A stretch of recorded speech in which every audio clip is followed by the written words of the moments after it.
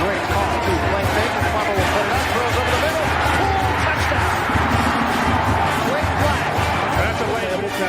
Trying to center off with Eckerly, and he just missed the net. O'Reilly with the shot.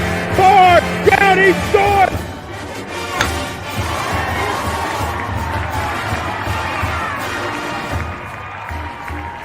From behind for a month. Now with the lead, they're getting a little wobbly. Philadelphia, they won't get him. Wow. Edwards pulls up and buries the flag.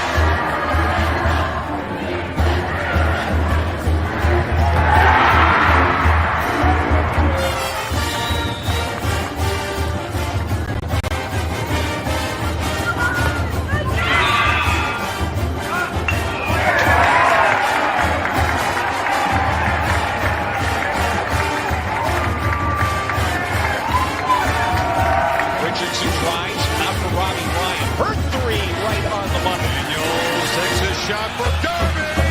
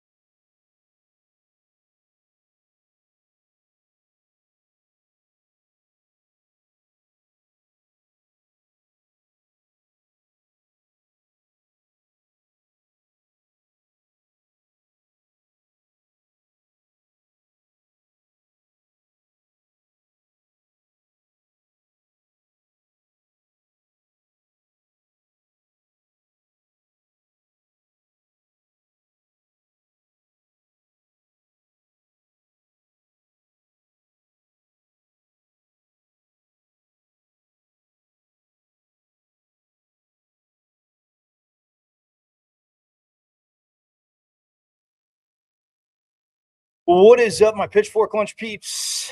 Welcome into Mike with Days at Hump Day. Woo, woo. That's from Mama, as you guys know. Welcome into Wednesday's show as we are rolling here. Full disclosure, obviously, as you guys know, you diehard Pitchfork Lunchers are the best. Nothing but love for you, but a little bit of very tough news to start this day. But again, we'll share at the end. It's been a little bit of a challenging day, but a lot of a challenging day, I should say, not a little bit. That's just me trying to, comprehend things. But nonetheless, I am Michael Caracino at Diablo00 on X, arsenally known as the Twitter. Yes, as you guys all know. You can see Pitchfork Lunch Live every day, Monday through Friday, 12 to 1. Also, I know, yes, I do remind you, you can go to the good old IG where you can see the show live there as well, michael.caratonudo.5. Yes, normally from 12 to 1. Yes, go to IG, michael.caratonudo.5, and you are covered there. Also, you can watch. Did you guys know you can watch live on YouTube? My Pitchfork Lunch peeps. Again, hit me up in the comments if you did know or didn't. Either way, hit me up in the comments. Yes, go to YouTube, right? Beautiful, beautiful YouTube. This little, I don't know, startup website. Somebody's running out of a garage or basement somewhere. It might stick around. It might become huge. Might happen. Go to YouTube. You guys know how to get there. And go to my page. You can watch live. Again, you see Michael Caratonudo, but it's at M as in Michael, V as in Victory, C as in Champ 005 at MVC005 on YouTube, guys, and subscribe. Subscribe away. Watch live, but subscribe because, again, you have missed a ton of shows. If you just started watching, again, Forks Up. It is awesome to have you in Pitchfork Lunch as we go around, inside and around Sun Devil Athletics. Yes, as we do go around, inside and around Sun Devil Athletics.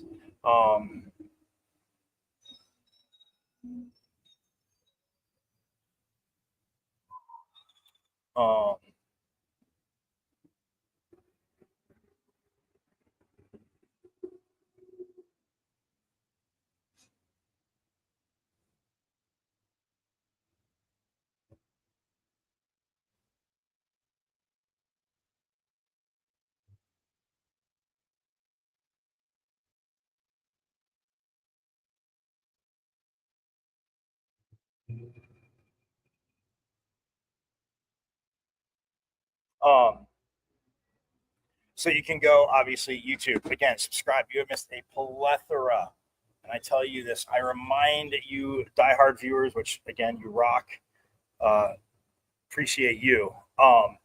But you have missed a plethora of phenomenal con reviews, as we call them here, and innovative Sun Devils would do, the phenomenal con reviews with, again, coaches, players, voices, analysts, insiders, alum, a phenomenal athletic director who is, again, dove in a Sun Devil alum himself. So, yes, he qualifies as alum and the coach of coaches, as we like to say.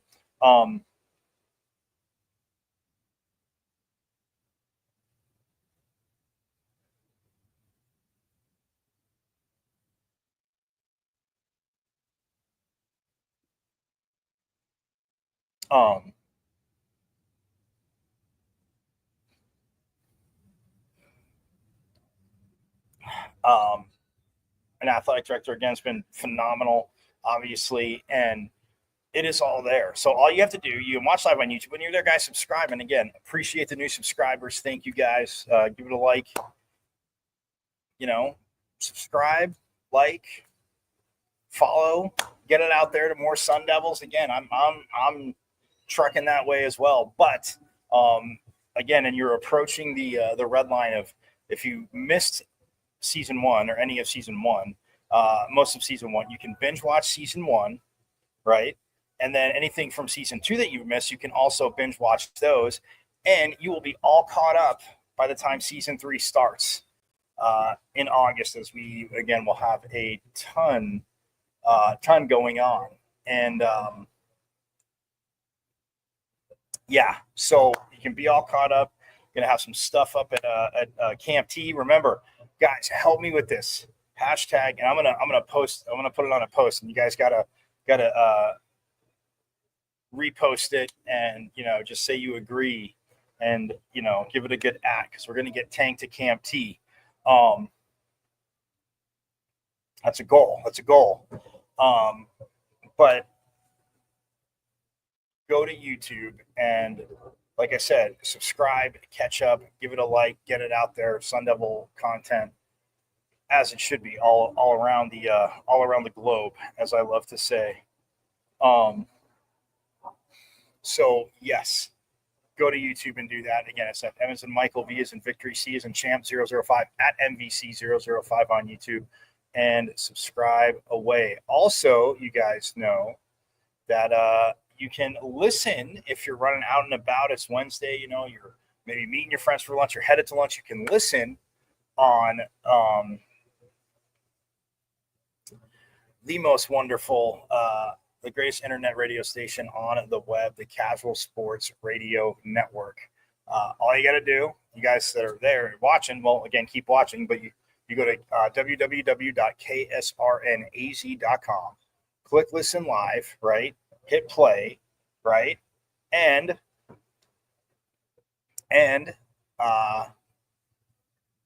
there it is, Pitchfork Lunch for your listening ears. Thanks so much to Casual E again for inviting us in to be a part of the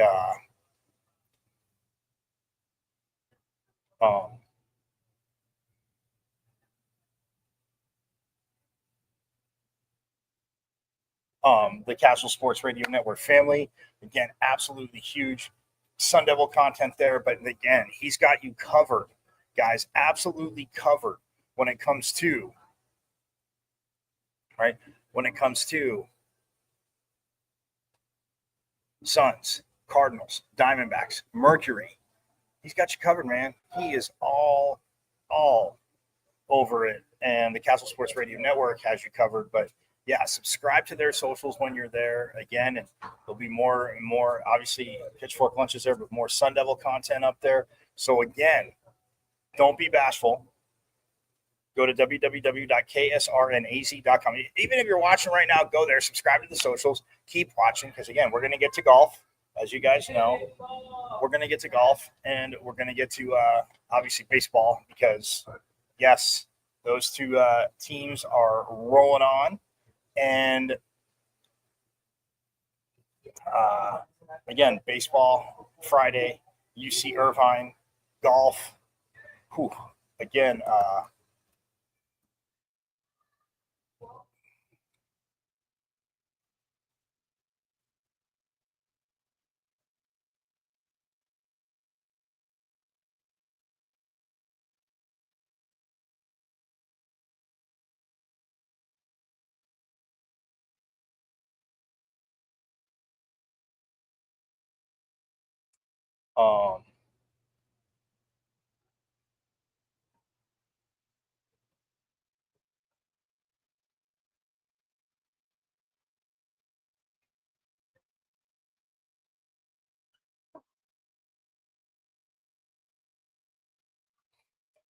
so the men's golf team yesterday. Well, oh wait, so yeah, sorry. Again, I was looking at that. But Casual Sports Radio Network, you guys know it, you love it. We're stoked. I'm obviously stoked for Pitchfork Lunch to be a part of it.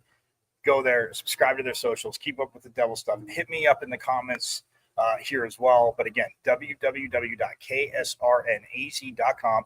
Look, stream it through your Bluetooth. You guys thought I was going to forget to remind you, you can stream it through your Bluetooth, because I want you to watch. No watching and driving. You're devils. You're geniuses. You're innovative. Pay attention to the road, as I know you will, because you didn't go to some other school. And you can listen in your car, and then when you get there to where you're going, you can keep listening, or again, watch on the other avenues. But www.ksrnaz.com page opens up. Click listen live, hit play, bam, there we go. But hit me up in the comments. Anything you guys, questions, thoughts you may have had, statements you want to make, I'm all for it. Even if you did go to that school down south. But again, let's keep it let's keep it civil. Come on. That being said, so yes, but golf, guys, such a just phenomenal season.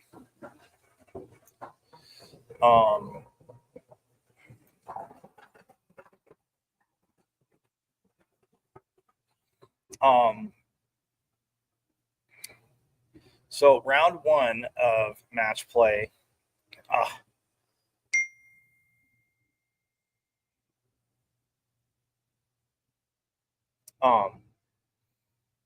Round one of match play, the Devils fell to Ole Miss 3-2, and it went extras. I showed you the phenomenal shot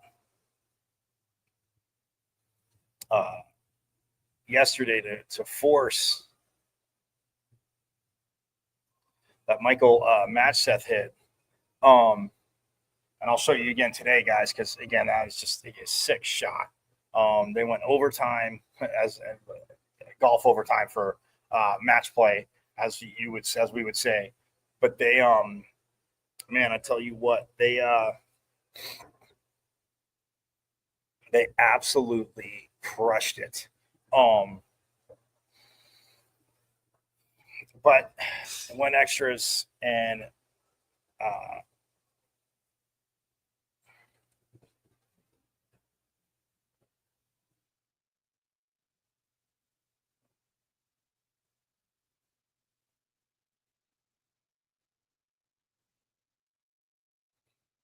So yeah, I mean, it was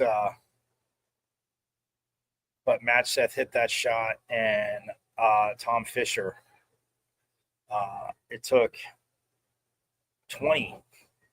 They got to play 20 holes. So after 18, they went and played 7, 8, and 9, and they were tied. And on 8 is where Matchseth sunk the chip shot, which again I will show you, phenomenal. But inevitably, they fell.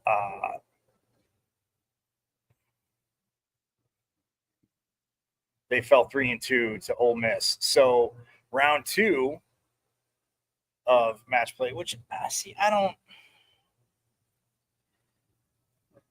think. And again, it's not even because ASU, if this had been another team, guys, you know me. If it was the team down south, would I say the same thing? And you pitchfork lunchers know me, right? If it was the team down south, would I say the same thing? And yes, I would. I thought about this because ASU won the stroke play. I mean, 4 grueling rounds of stroke play, and they win it. But it's just to get to match play, and yeah, they go out in first, but I think that whoever wins stroke play should automatically just be in the finals for match play. And maybe they drop that too. Neither here nor there. Inevitably, that's fine. But and if they drop that, that's fine. But I just don't think you should win. You know, you make the cut, you get to win, you put yourself in position, and then you deliver and you ball out. And in match play, you play in the first round. Like, it just means that so stroke play inevitably just means, oh, okay, whatever. Like, I see both sides of it. I can see both sides. But I'm just saying, if it was a team down south, would I make the same argument? And you pitchfork lunchers know me. Yes. If you don't believe me, hit me up in the comments. Tell me I'm crazy, whatever. But that's the frustrating part. And yes, of course I want ASU to be there. You guys know this. But looking at it, it's frustrating to me because, you know, then so the second round, Virginia took on Florida because in the first round, just to give you a recap, Virginia beat Auburn, Florida beat Texas, Oklahoma State beat Oklahoma. I talked about this yesterday, and then Ole Miss in the bonus beats ASU 3-2. So then you go to round 2, which again, it's elimination, but so singles, so it's Virginia just trounced Florida 4-1, and then Oklahoma State, Ole Miss very close, but this time Ole Miss on the short end of the stick, they fall to Oklahoma State 3-2. So now in round 3 at at about 125 here. 225 here. Sorry, they're in Carlsbad, California. They're not in. I thought they were in the Midwest. Yes, not in the Midwest. They are in Carlsbad. At 225, Oklahoma State and Virginia match play will play for the national title. So I mean, that is a ton of golf to play. And yes, they should get to showcase their skills, and they're talented. And believe me, a lot of you know me. I am not saying the ill basketball, not for load management. Stupid when you they talk about Jordan and these guys, it's Jordan the GOAT, how many times he played 80 games, and John, even guys like John Stockton, the list goes on and on. The guys have played 80, 81, 82 games, right?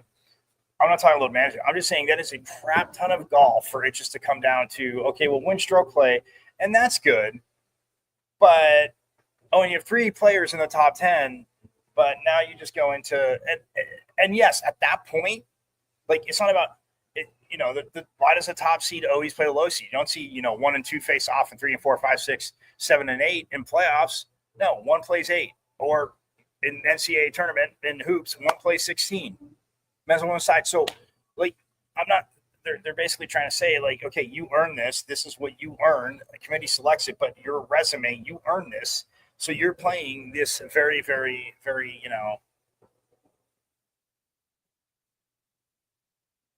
high seed or low seed.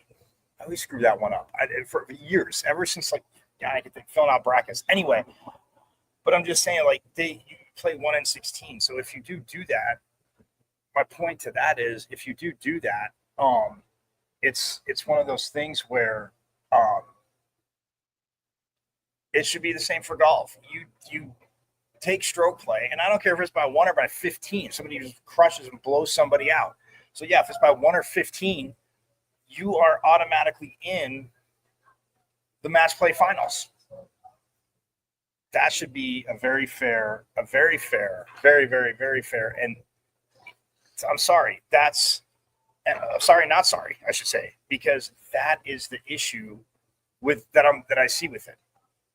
And again, I'm not saying, and okay, maybe there's a compromise. Maybe you're automatically in, the way you set it up, you're automatically in the semifinals. You want to put them through to round 2 because they want, like, that. That might be more stomachable for people saying, oh, they're just they're getting handed a national title. And then, okay, fine. You want to say, and the other teams have to play, So yeah, so make it the semifinals. Put the team that wins stroke play. If Auburn would have won it, my disdain for the SEC. Hear Jimmy, guys. Don't just listen to Jimmy. You might listen to Jimmy. And they say you might never hear Jimmy, but I know you can hear Jimmy on this. That's for you. Hear Jimmy on this. My disdain for the SEC, even if it was Auburn that had won, who had a chance to, even if it was them, I definitely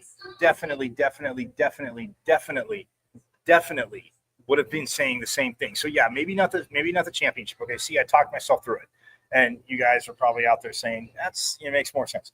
But you win stroke play come on. It's not an easy thing to do, and the Devils did it by 2 strokes, as you guys know. You should automatically be in the semifinals of match play. They play plays the first round.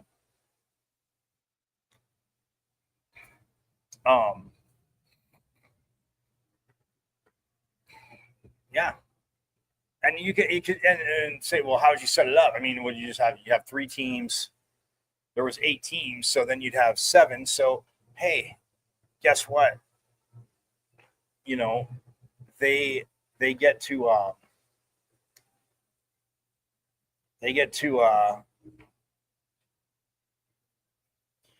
yeah, because it was 8 that go to match play. So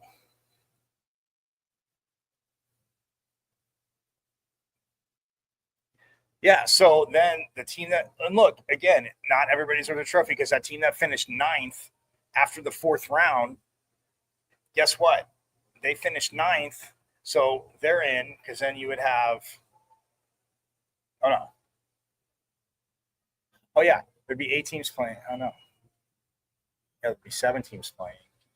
So, right, you get what I'm saying. They forgot the numbers. I'm just saying, like, they go to the semifinals. They go to the 2nd round. So that's because if they had it by the 2nd round, there'd be 7 teams. Well, so maybe 1st and 2nd again. Well, no, I don't think 2nd place should get a bye too. But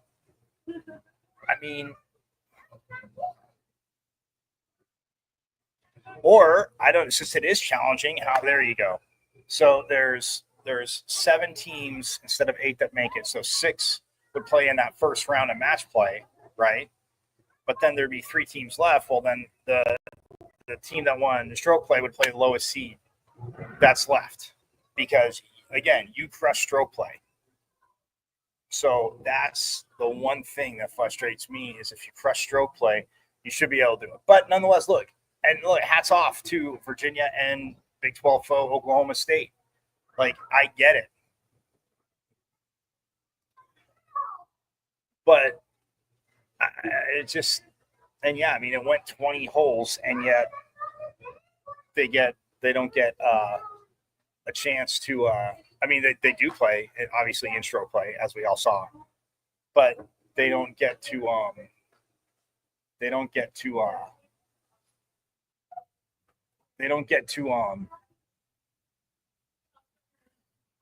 mean, look, Ole Miss was really good. I mean, think of this too, guys, because just to refresh your memory.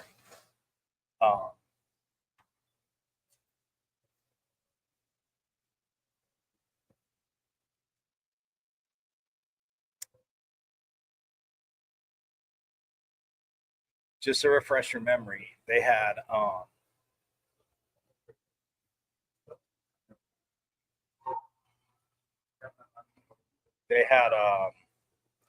2-shot victory over Auburn, and they shot 8 under.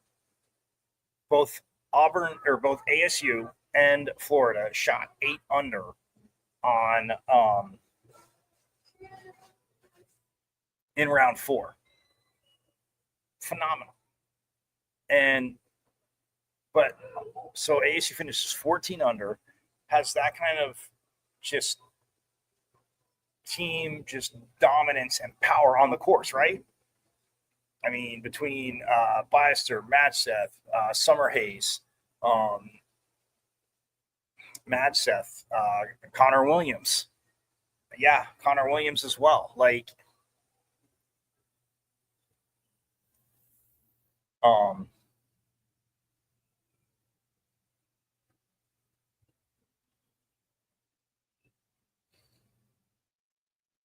so, like, I mean, it's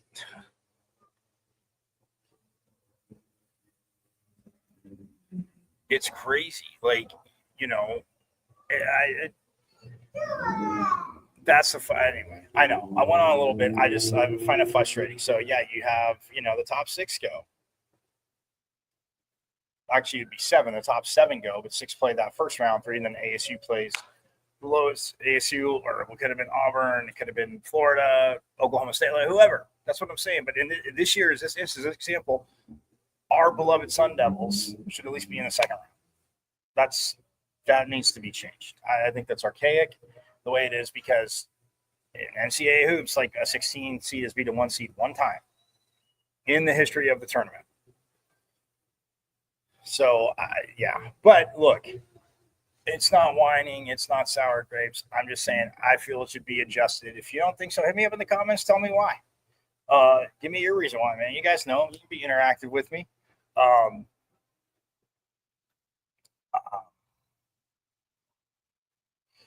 But yeah, it's like I said, it's just very, very frustrating. And yes, I do want to bring to you Matcheth's shot again, which I will do.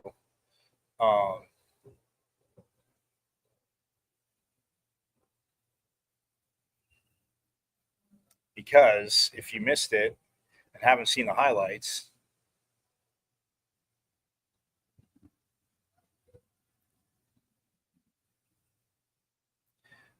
yeah, you missed one hell of a highlight. So here is Matcheth. First will be on. All right, look at it. Sorry. Okay. It's up into the slope. How about that? Look at Coach. Well, Yeah, told you they practiced that short game. Don't you love match play? Don't you just love this guy? His nickname is the Iceman. That was cold-blooded by Michael. Absolutely. Yeah. Frozen. That had a little heat to it. It might have gone a little bit past the hole. But God, look at this. I mean, he went up in the air with it, hit right into the slope. Hit right into the base of the slope. Released nicely. Downwind help. And then mean, the wind, everything, where he hit it on the green. But yeah, it's just phenomenal. And okay, so now we're going to go full screen with this because, again, I want you guys to really see it, enjoy it. Match that. I mean, again, it just epitomizes the phenomenal team that men's golf was this year. But just the season they had, what they can do, absolutely.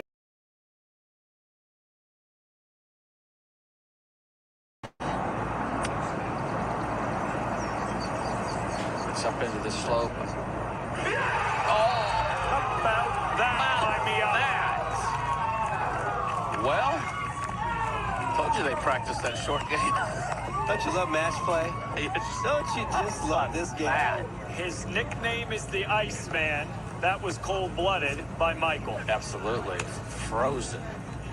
That had a little heat to it. It might have gone a little bit past the hole, but Yeah, look at this. I mean, he went up in the air with it, hit right into the slope. Hit right into the base of the slope. Released nicely. Downwind help.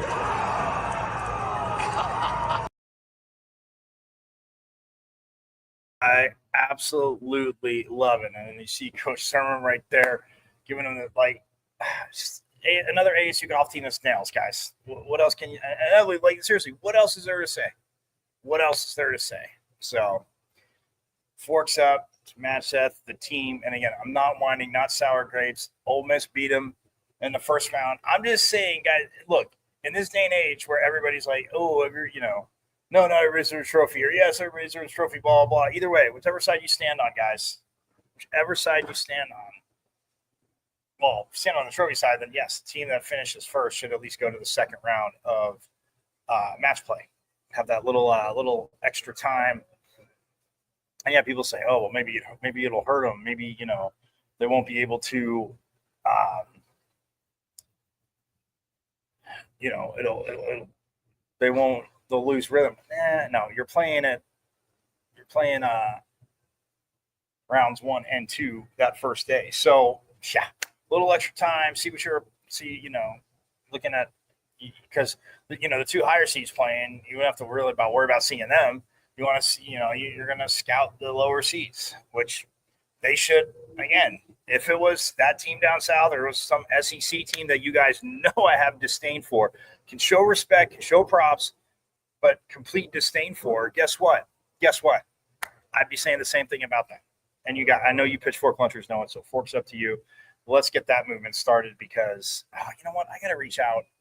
And again, they haven't said it, but there's an alum that we've had on before. And I'm going to wait till obviously this is over because the Golf Channel will be out there.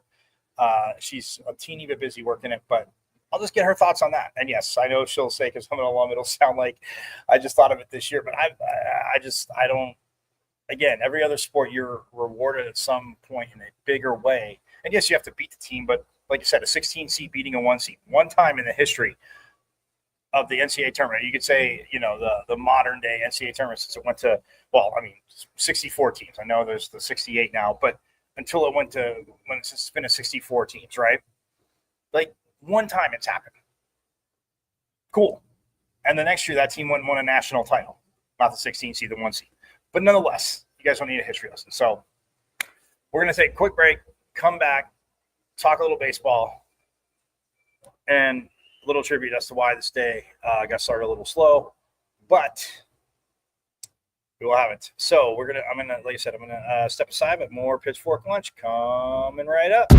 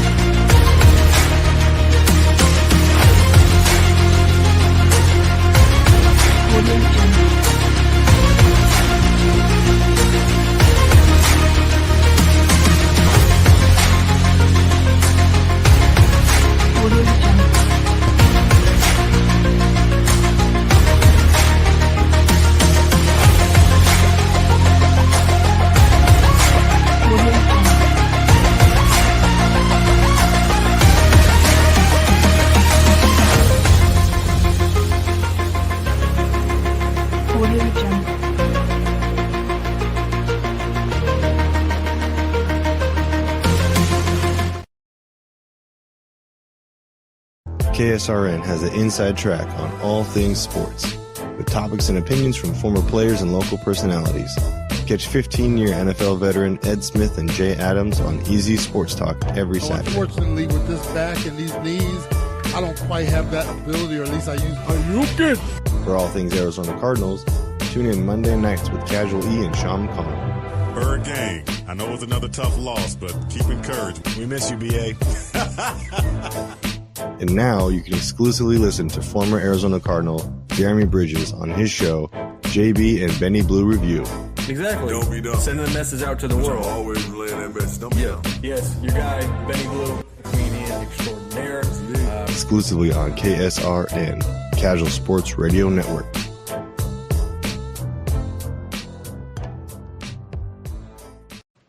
This is the sound of a racing heart.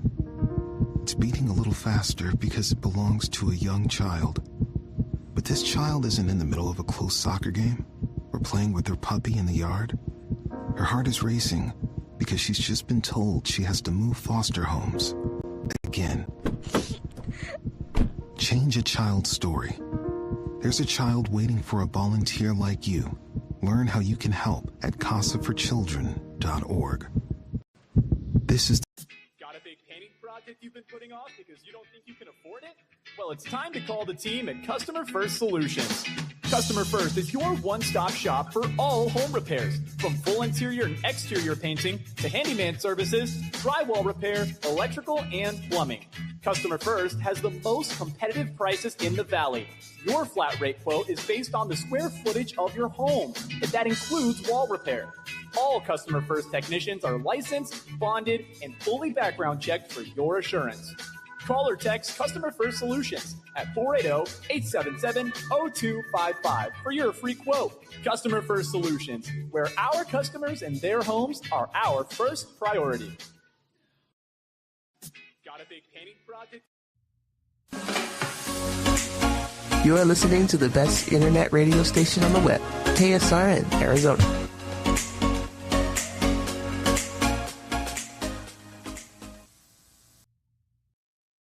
Yes, for those listening on the Casual Sports Radio Network, you are listening on the greatest internet radio station on the web. Michael Caratanito at Diablo00 on X, formerly known as Twitter. See Pitchfork Lunch Live there every day, Monday through Friday, 12 to 1. My IG, Michael.Caratanito.5, the phenomenal YouTube channel, which you need to subscribe to so you can binge watch any and all of season 1 and any of season 2 that you may have missed before season 3 gets rolling. It's at YouTube, but M as in Michael, V as in Victory, C as in Champ 005 at MVC005, and subscribe. Watch live, subscribe, like, all that phenomenal stuff. And then www.ksrnaz.com. That's how you listen on the Casual Sports Radio Network. So yes, you have a lot of avenues to do it. But baseball, guys, I mean, this is absolutely awesome. I don't know if you guys saw this.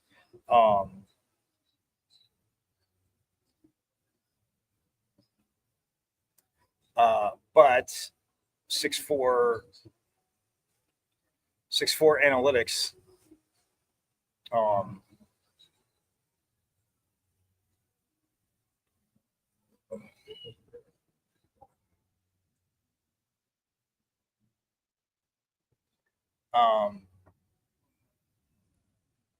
All-American shortstops in D1, and who is there at number 6? Our guy Matt King, as you guys know, phenomenal season. I mean, he again transferred in, but got him through the portal. But man, just the work, the constant just success at the plate, the right approach, like Coach Bloomquist has even got us swinging the bat, and I'm not even swinging the bat, but I'm just saying, Matt King again.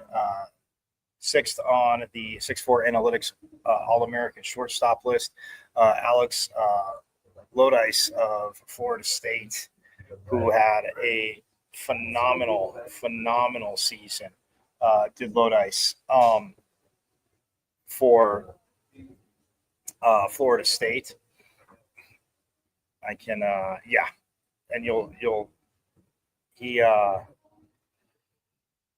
he had a, let's see.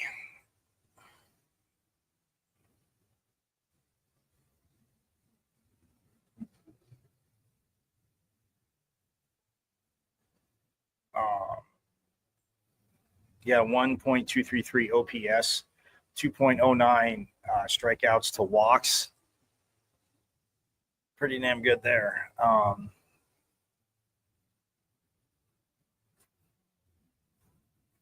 But yeah, heck of a season. And then Mason White from the school down south. Again, I will say Arizona, respect. Mason White, saw him play this year as well. So he's number 2. And then Wewa Alloy from Arkansas is number 3. Maximus Martin from K-State is number 4. Rock Chalowski, remember that guy from UCLA, Pac-12 days? Well, even this year, but Rock Chalowski, who the Devils have a chance of playing this weekend. Did you guys know that? You guys realize that? Yeah, Rock Chalowski from UCLA at 5. Matt King, like I said, at 6. They have Kyle Lodice from Georgia Tech at 7, and Chris Hakopian from Maryland at 8. Ryan Kucherak from Northwestern at 9, and then Justin LeBron from Alabama at 10. But yeah, Alex Lodice, your number 1 top All-American shortstop. Again, Matt King, deservedly on that list. And yes, I know some fans saying, oh, that he was hitting for a while over 400. Like, you could put this man up there. But we also have All-American relief pitchers. And who is at number 4? Yeah, Cole Carlone. I know you guys aren't surprised. So forks up to Matt King and Cole Carlone. Carlone, again, his season, like I said, coming in and just throwing absolute gas, but working the zone and like he's done all year. And yeah, there's been a few speed bumps. He's had a few speed bumps ish here and there, but guys, Carlone's been phenomenal. And when you look at the top 10, Antoine John of Houston, yes, it is John. A lot of you know that because when they played Houston, I was at the game. And, well, I typed his last name, but then I said this is how it's pronounced. Houston, again, this kid, yeah, you talk about a reliever. I mean, and he had a 2.43 ERA.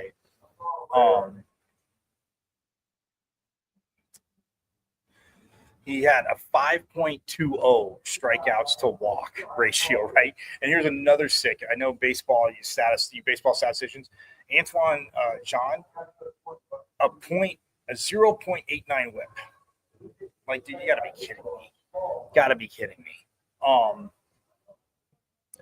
And his opponents batted 162 against him. His opponent's batting average was a 162. Yeah, so Antoine John, again, can't really argue with that. Jay Clemente out of Florida was number 2. Dylan Volantis out of Texas. I saw him a few times in spots here and there.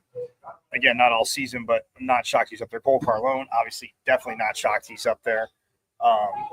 And then Ethan Young from, Coastal Carolina is up there. Mason Morris from Ole Miss, Reed Easterly from Duke, Walker McDuffie from Carolina, Sean Youngerman from Oklahoma State, who I did see in relief watching their games against Oklahoma State. Youngerman, and then Sawyer Hawks of Vanderbilt, top 10. But forks up, man, to Carlone and to Matt King. Again, just absolutely awesome. And like I said, as they're getting set to take on UC Irvine, and by the way, Matt King this season finished through the tournament, but through the one game in the Big 12. Look, he's hitting 405. Now, granted, shortstop. Yes, you have to take that into consideration. Hitting the fielding, again, not an issue for King, as we all know, right?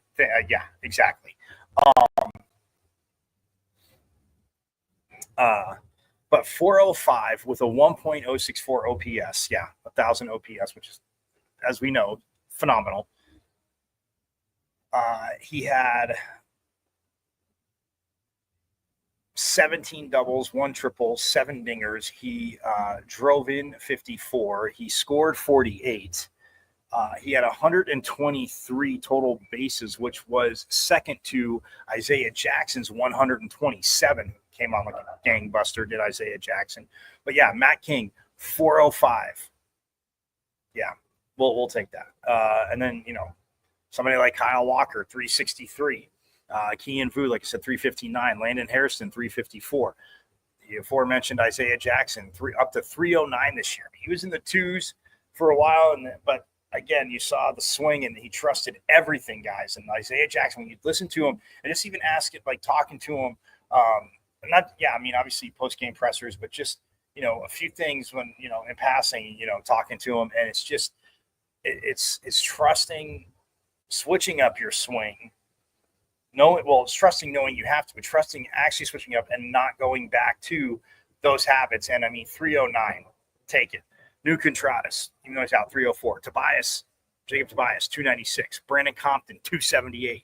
Like, absolutely phenomenal. Absolutely phenomenal.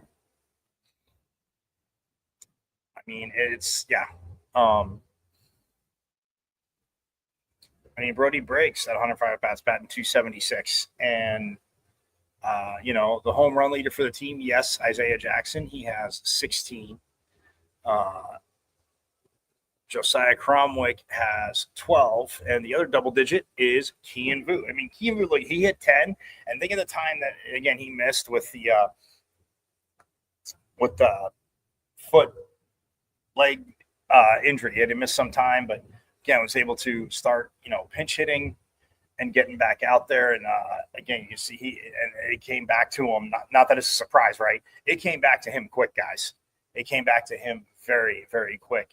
But look, we'll look at Irvine tomorrow. I'll flip to the other side. Well, obviously, with ASU mentioned it, but we'll look at Irvine, get into a lot more of Irvine tomorrow. But again, Matt King and Cole Carlone being 6'4" analytics, All-American shortstop and relief pitcher. Again, forks up to that.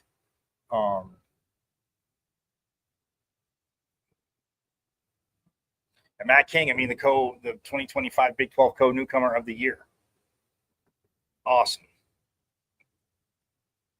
He was also a semifinalist for the Brooks Wallace Award for the top shortstop.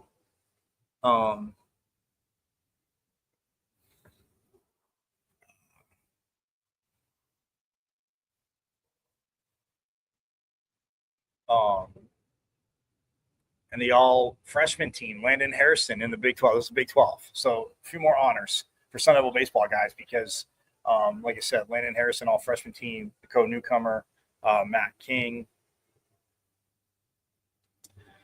first team all Big 12.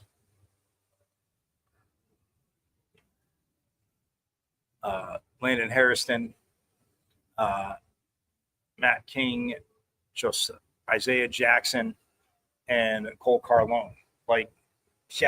First teamers. They had the most in the Big 12. And then when you look at second team, Kyle Walker and Ben Jacobs. Kyle Walker, second baseman. And again, just the energy, his personality, infectiousness, but his grind, the way he does it.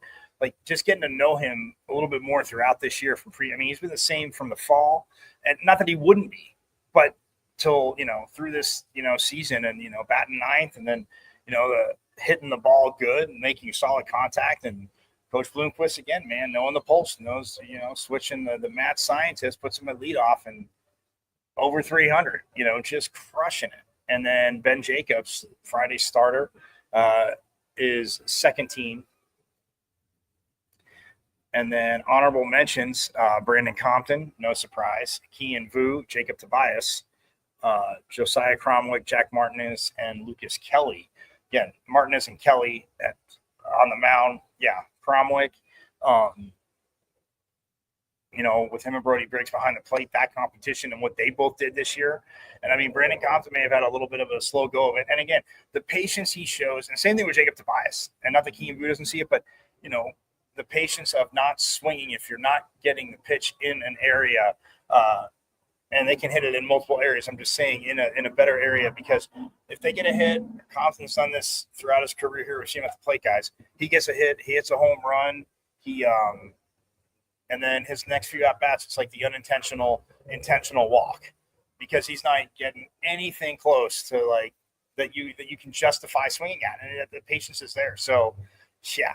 Just, again, a phenomenal team. All right, a little bit of speed bump at Oklahoma State, and then you lose to BYU, even though, again, the 18 strikeouts by this phenomenal pitching staff. But yeah, so I just wanted to get that in there. But yeah, we will talk more Irvine tomorrow. Getting to there, and I gave you some of their stuff yesterday, but the pitchers we could see from them, and starting pitcher, and then we'll compare it to obviously what ASU has coming out. But yeah, it's very excited, very pumped for this. So yes, that was baseball tomorrow. But we're gonna get out of here on this. Today, I woke up to some tough news. Good friend from man, from the time I was at ASU, and no, he wasn't at ASU with me, but a good friend passed away yesterday, and got the news early this morning. And man, just a shout out to Buffalo Ben. Look, I mean, everybody's got their own things going on. You always hear people say it, and but you talk about a guy that definitely was funny, had jokes, could poke at himself, but if you started poking at him, he would get with it for a little bit. But if he kept going, it was it was tough, man. He would get frustrated and try and fire back, but really couldn't. He could fire back, but it just wasn't as witted as a lot of his stuff as he would want it to be. So that's just the memories of Buffalo Ben. Yes, he was from Buffalo. Yes, a big Bills fan. And these last few years, I was like, man, your team's closer than mine. They got to get it. And there's this Kansas City team that, some epic battles. But I mean, just he always he could definitely make you laugh. It was interesting to go out with, and I will forever cherish our movie debates. He didn't really give ASU a hard time like some of my other friends that the place we had worked at together, the other bartenders that I knew. So he never really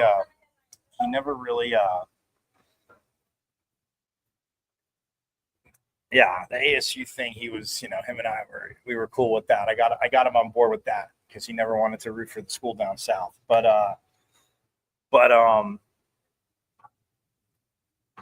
mean, just with the Bills, connecting through sports when you first meet somebody, as we all know, it's not, guys and or girls, doesn't matter. Like, you're competitive, like a big thing. But I will miss, the hangout, the movie debates, the sitting at movies with him, and then just knowing that he wants to say something, but knowing that I'm going to fire back, and he's entitled to an opinion is one thing, but everybody with sequels, and man, we never got to write our movie together.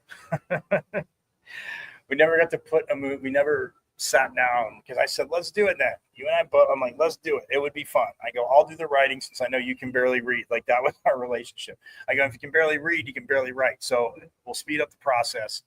You'll talk. We'll get stuff down. Or if you want to type it on, a computer too, if you could handle that, Buffalo Ben. Yeah, the Star Wars, the music, passion for live music that he had and bands, and he could sell you on it. He could totally sell you. And not that the music sucked. I'm not saying that, obviously.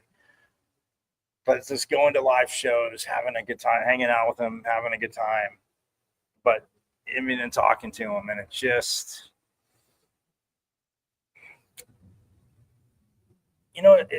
I'll leave it at this. You always hear people say that you should,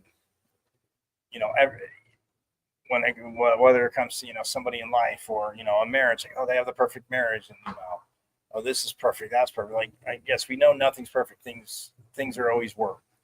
Life's work, relationships work. But people's demons, or people's, maybe not demons, but just battles inside. That's what I would say. Battles inside, struggles, whatever. And not that everybody's presenting a fake thing. Like, yeah, people have their up days and down days, and people, have, can fall back on their faith and like friends. And it, when you lose somebody, you always say, man, it's not about you yourself, but when you just think of like, man, what could I have done? Man, should I have just like popped over? Should I have just, yeah, okay, I, reached out and, may have played, phone tag, whatever, but whatever people are dealing with inside, like there's always, people say, look, and obviously family cares, friends care, and a lot of people, again, in asking for help or maybe not wanting to know because, things are embarrassing, and, people that are, there to help you aren't going to sit there and, even in this day and age of social media, broadcast it to everybody. Helping somebody doing good, you don't need to, you should be doing it because yes, you want to do good and you care about the cause, the person, the cause, whatever it is.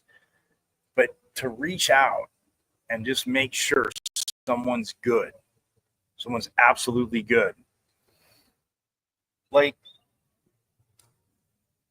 in this day and age, a lot of people being busy, like with work and trying to grind and get your niche and going, and not that you don't talk to friends. And, a lot of you know me. I'm a terrible texter. I, like, after 3, 4, I just lose.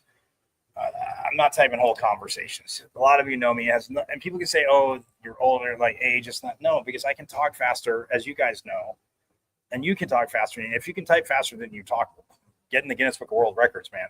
Believe me. But yeah, after like 3, 4 texts, I'm like done. I'm like, well, call me and tell me what you need to tell me, or don't. But,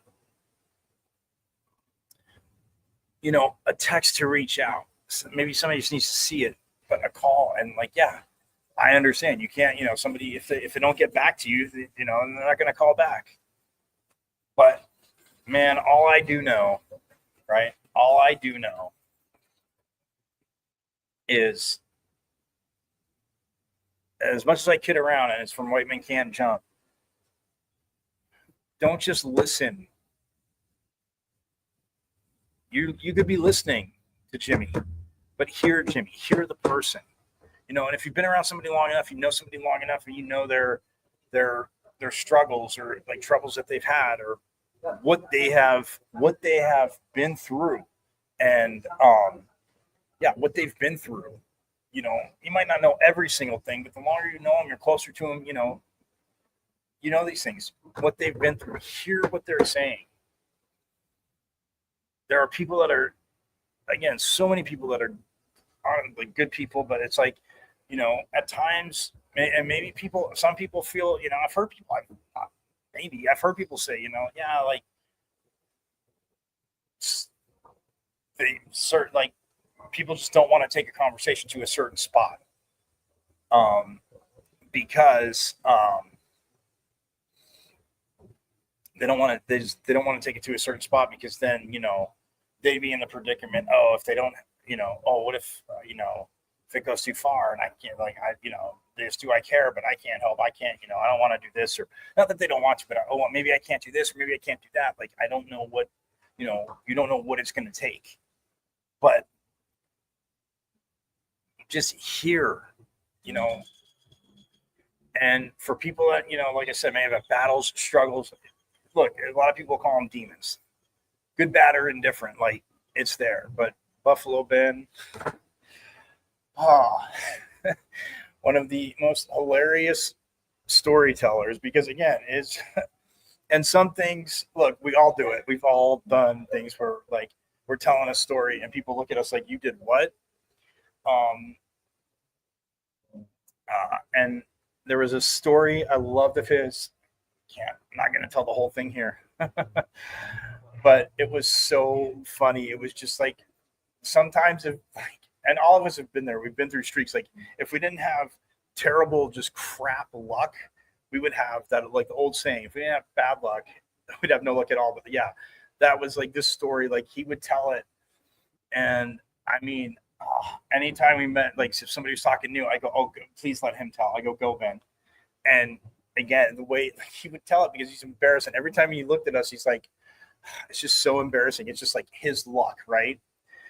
And but the way he would tell this story of just complete, it was like it it was just a phenomenal written comedy on accident. And but I mean, I related to a phenomenal written comedy, like a movie, TV series. Like you're like you got to be kidding me, and especially the end.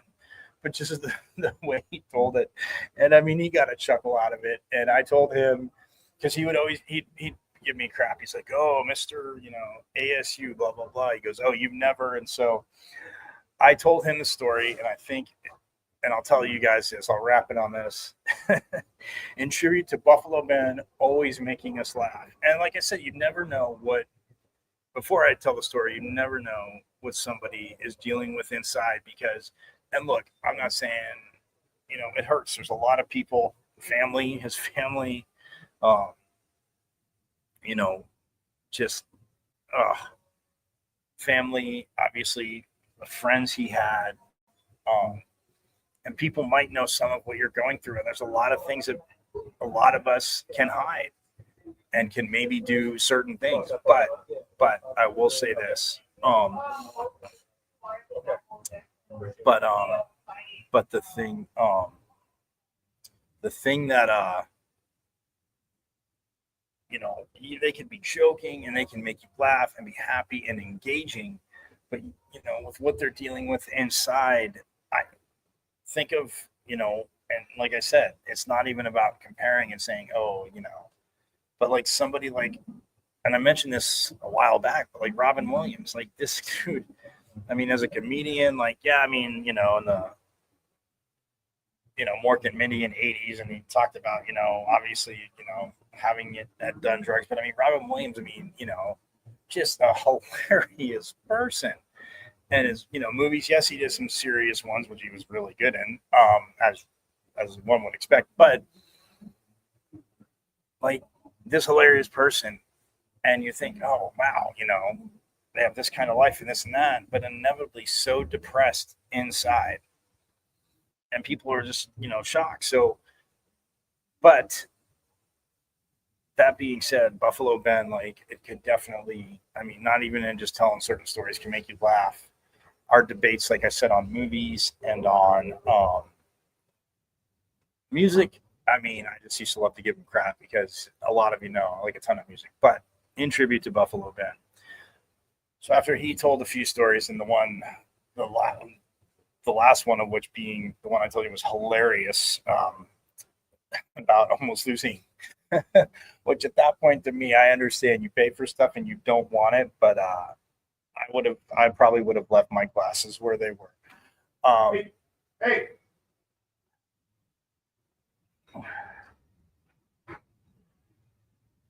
That being said, so in middle school, and a lot of you know this, but in middle school, I told Buffalo Ben this, and he was absolutely dying because, I would give him shit like he couldn't read or, he couldn't count, whatever. We'd give each other, but again, it'd be a little more intricate and detailed than that. But I think I've told the story before. So when we took, the national tests, and back then it was, a few minutes ago, it was the Iowa, first it was California, then it was the Iowa test of basic skills.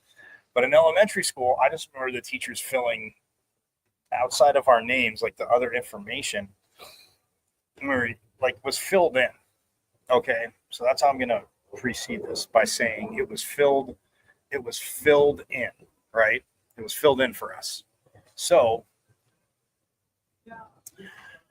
7th grade comes around. We're in homeroom. We're taking the tests, and I'm filling out. And I get to the point where it says ethnicity. So it has them all listed there, as you guys know, right? Well, growing up as I did, not that my parents didn't know what it meant, but I never, again, it's an embarrassing story, but I love telling Ben this because it actually did make him feel a ton better. Even though I was in 7th grade and got a lot smarter, or got smarter as time went on, I guess one would say. But and my homeroom teacher also had my older sister, well, both my older sisters, but one of my other older sisters in his homeroom. So taking the test, filling everything out. I get to fill everything else out. I'm like, what ethnicity? And I see they're all listed. And on my dad's side, as you know, I could say, well, okay, Italian American, European American. I didn't see that on there. So I'm just baffled. I know one's not to check, but then it says Asian Pacific Islander. Now, and I saw Caucasian on there, right? Cool, saw it on there. And didn't want to raise my hand to ask. Again, if you don't ask, you don't know. The whole point of anything, but still, I could have went up quietly and asked. Mr. McHenry probably still would have made fun of me, but this was even more and more and more epic. Like, it was insane. Epically funny. It's insane because this sounds like something that I told Ben. It sounds like something he would do.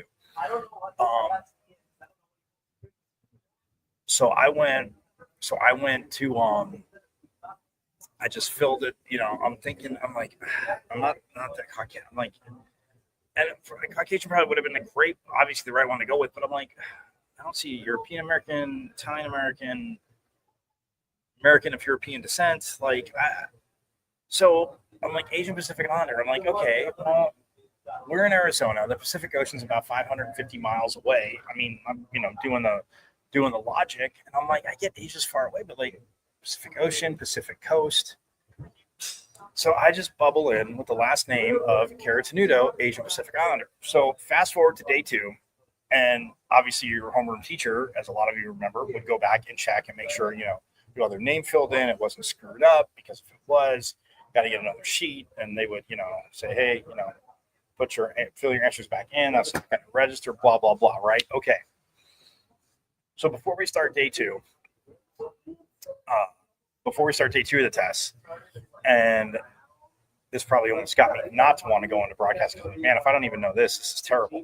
But we start day 2. Mr. McHenry starts class. He goes, guys, sit down. He goes, I want you to know that this is unbelievable. Like, you guys are great. He goes,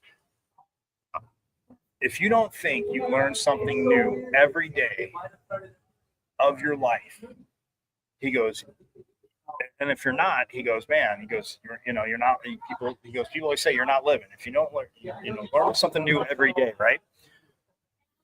So he goes,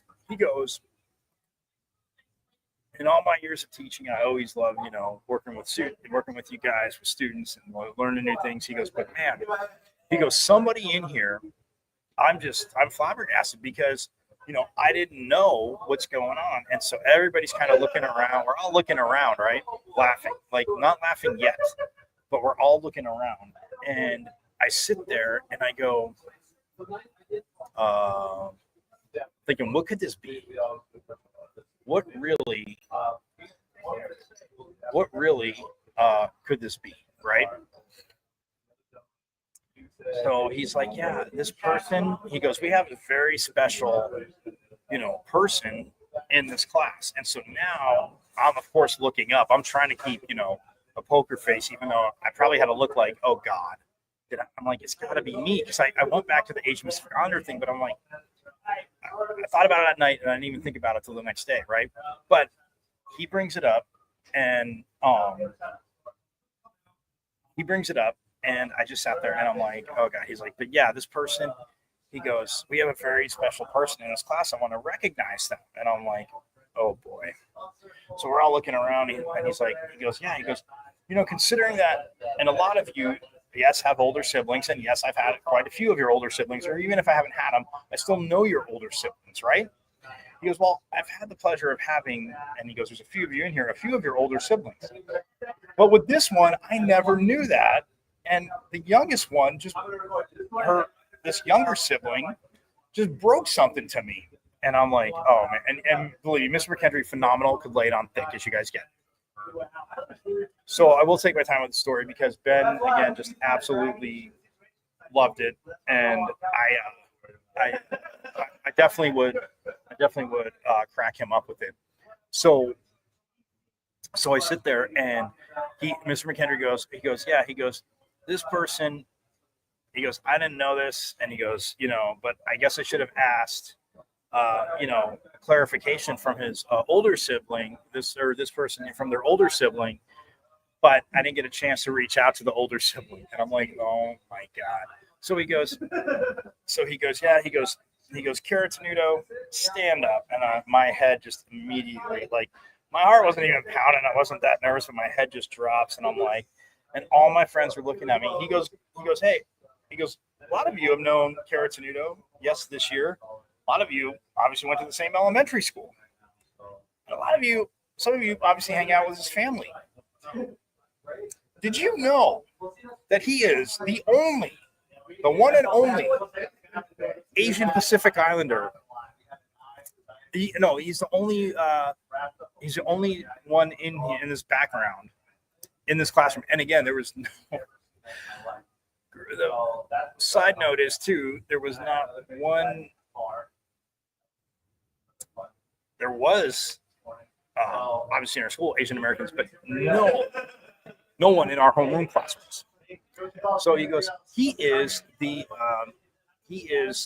only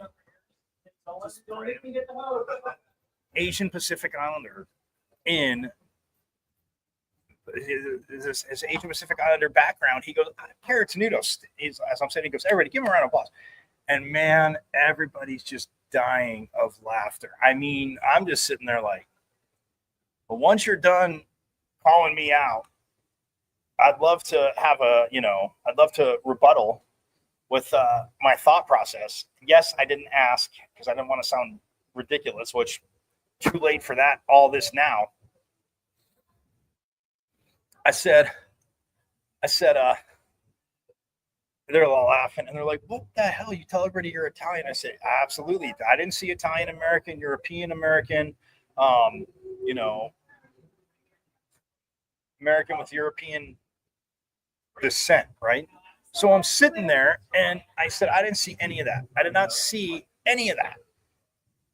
And I go, Mr. McKendry, he goes, well, what made you pick that? And everybody's just looking at me. I said, look, we're in Arizona.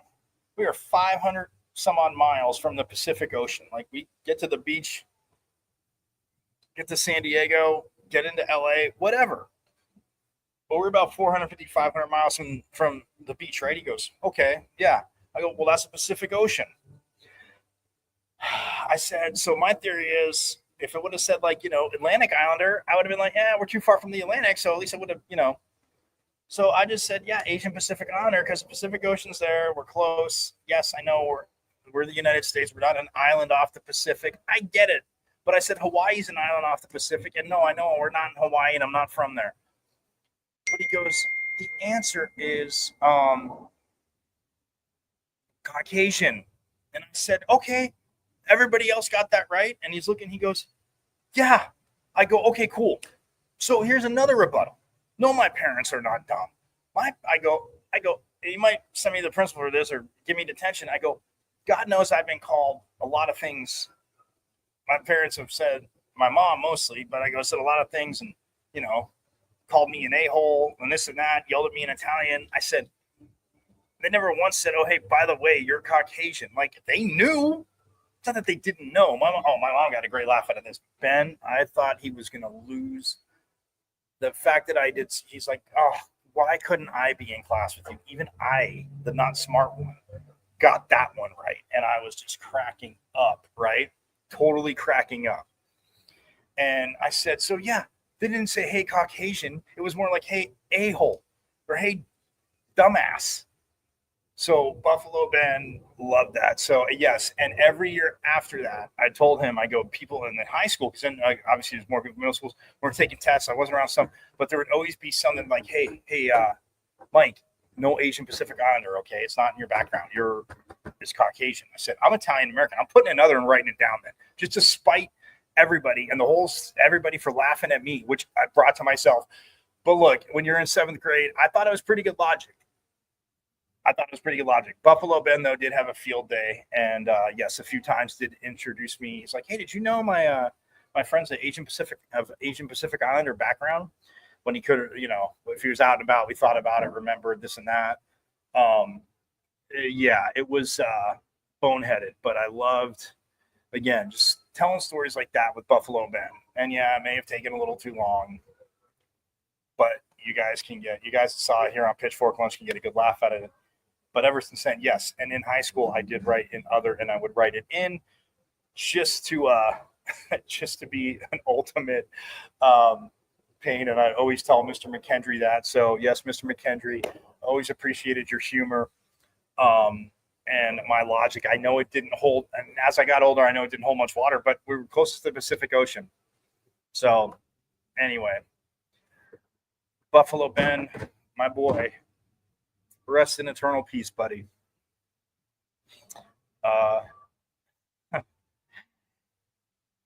You will always make us laugh, but you'll obviously be very, very missed. And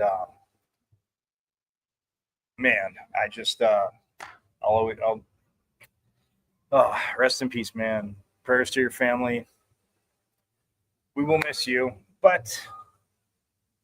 And by the way,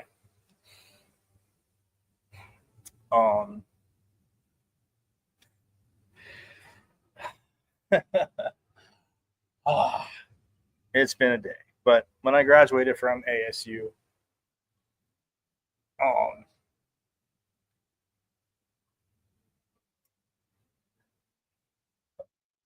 as much as we gave each other crap and I would tease him telling he could do it too, but like, oh man, it was awesome. But the stories, the funniness. So yes, you can tell everybody up there you knew an Asian Pacific Islander that never had an inkling of Pacific Islander or Asian in his family background. So he will get a good laugh out of that because Ben always could. So, well, we went way long, but nonetheless, have a phenomenal rest of your, what is today? Wednesday. Mike, what day is it? Hump day. Woo, woo. So yeah, that's for Mama. It's Mama's favorite commercial. So have a phenomenal as you can rest of your day. And, not just because of Buffalo Ben. And I even said it during the pandemic. A lot of you know, because a lot of you saw me put out videos. I would do sports stuff and, to keep non-cabin fever, which, again, I would send some stuff to Ben. But, to get non-cabin fever, as a lot of people we're starting with. But, reach out. You see somebody I haven't seen in a while, man, again, I'm not telling anybody like, oh, don't be a this, but man, give them a hug, tell them hello. And if and I'm guilty of it, I don't reach back out. Somebody, I get friends calling me back saying, hey man, what the hell's wrong with you? I'm like, oh, I'm here, but if they don't reach out, man, go see them. So I will say this, hashtag our state, as you guys know, as reigning Big 12 champs women's volleyball has always reminded me of, this past year reminded me of, and keeps reminding me of, hashtag our state. As always, Forks Up. And Benny, the laughs are on you. The laughs are on you because you did get us all to laugh. So I will see you guys tomorrow, same bad time, same bad channel. And till tomorrow, as always, you guys know what Forks Up. I went to Arizona State. Right. I'm a Sun Devil, man. The 27-yard line. That's a great call. Blaine Baker, Bubba will put it up, throws over the middle. Touchdown. Great play. That's a way. Trying to center off with Eckerly, and he just missed the net. O'Reilly with the shot. Far down, he scored.